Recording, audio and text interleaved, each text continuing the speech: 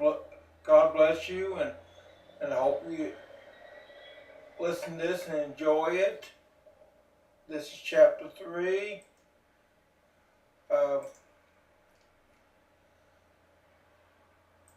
Chapter 3 Is doubt okay? It is not a sin. Let's a hard look at doubt. Something will confess that they have while not sinned it out, but in everything it as normal as believing.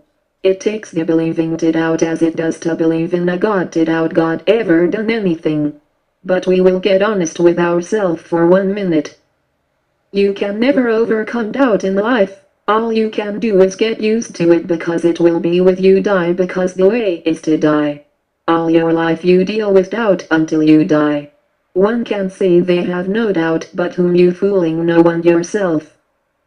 To understand doubt one must understand how moral mind works. The human mind's by understanding is battle between good and evil.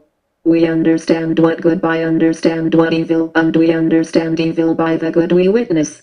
It seems like another puzzler to solve.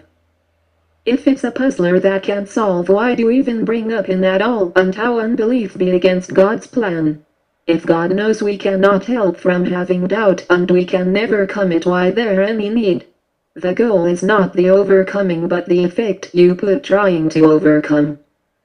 The joy you get from trying to win the contest to win gold at end of the day to believe everything is against you. To die on cross like Jesus Christ more than 2,000 years ago and have believing rise from your death. That is a puzzle or a mystery that need uncovering. Chapter 4